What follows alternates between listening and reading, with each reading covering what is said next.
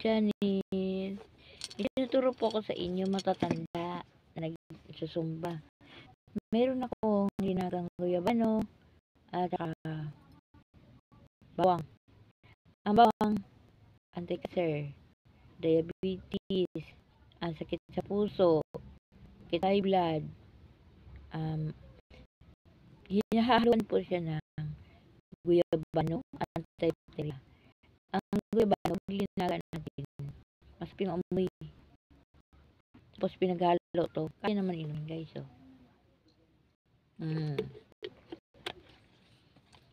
Takpan maigi. Kaya ng tuwad ng bata. Hindi na kahit laruan. Ilagay sa mainit po siya, di ba? Yung masasalagayan. Ayan, lagayan. Guys. May kwento ako sa inyo, ha? Mula nung dumating yung Manila, nagkatulong ako. 550 lang isang araw. 1.5 a month. 1966. Nagtrabaho na maayos. Laba, luto, naglinis sa sakyan, nagwawalis, lahat. 5 kami katulong. Kompleto. Tagalaba, may tagaluto, may tagalinis, hugas ng tawag sa sakyan, daming sakyan. Yun, nag-aalaga ng batang autistic. Itong autistic, kasi malapit siya doon sa kayang yaya, masungit ang kanyang yaya. Sa akin napunta. Dahil, kung anong gusto niyang pagkain, niluto ko. Ayun na. Lagi sila lumalabas. Lagi sila nagdi-diop. Ako hindi. Ang diop ko nasa simbahan. Nasa simbahan ang diop ko. Hindi ako yung taong naglalakad sa ganito.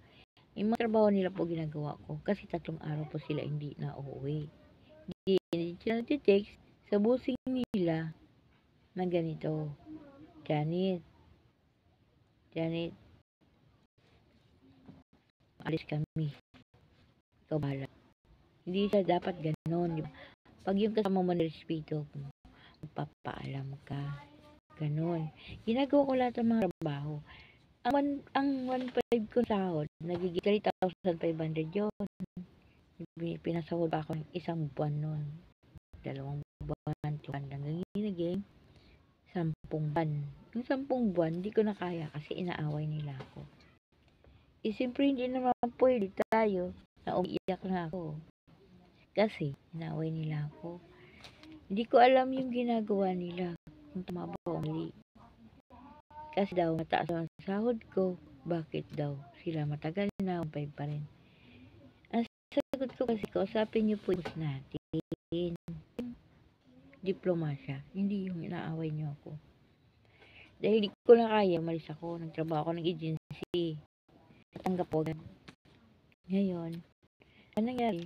Ang sahod ko 1.8 isang araw. Ang taas 5.4 isang buwan. Ayun na po. Doon pong nakita ko po may school. High speed, status making, bag making, curtain making, cosmetology class B food technology. Aral ako ng una, gusto ko marunong gumawa ng damit. Panahi po ako hanggang na kumuha po ako ng license.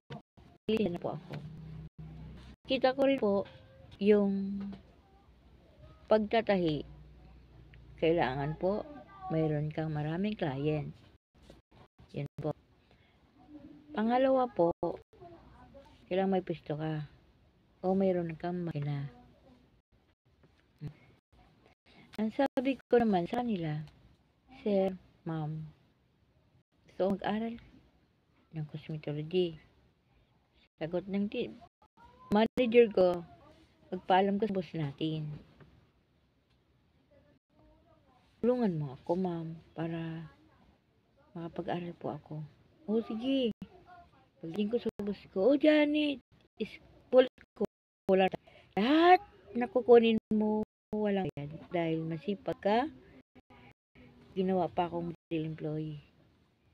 At ako kasi pagdating, morning ma'am, tapos sagiin ako. Hi ma'am. Hi ma'am po, good morning. Ganun tayong mga bata. At narespeto yung mga matatanda. Dapat ganun. Sa puso, ang dasal ka lagi. Pag dasal mo lagi sila, pambait sila sa iyo, ganun. Ngayon guys, marunong na ako magupit, mag-atos sino, pagkulan nga ako. Paggupit, cooking, sokay, yung basta lahat kailangan sa buhok. Nagbabody scrub, nagbi-bleach. Yung bleach po, mahal po. 700 po. Yung mabubuo mo lahat. Yun. Pag-aaral mo, pag-aaral ka, gumagastos ka ng mga 10,000. Hindi tapos na ako. Nagmamanicure na ako. Libre muna. Binibigyan ako 20 lang. 20. Ganun.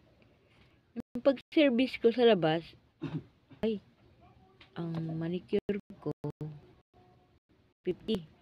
Hindi ko makasama po ang 500 din yun. Ay siya. Nagsadya ako, 50. Kapagaling ko ng may gulay. Nag-aral kasi di ko ng massage. At therapy. Ako reflexology. Ang pag massage ko, nakapagaling ako ng gulay na inapiran sa spinal cord. Taro yung naputol kaya hindi nakalakad. Sa loob ng 6 na buwan, nakalakad siya. Ipatingin ko kay Lord. Dami na client ko. Yun po ako. Doon po ako nakaipon. Ang wallet ko po, walang laman. Naglakad po akong bigat ng putis pa. Lord, tulungan mo ako para matupad yung pangarap ko. Kaya ang lahat ng mga pinadalan. Nakapagbili ako ng rights. Ang hirap po, nabuhos po ako ng second floor para mayroon ako. Hindi ako mabasa sa ulan. Ngayon po, sa 50 mil. Ang laki. Ngayon, mabigat sa bulsa po. Kaya lagi tayo magdadasal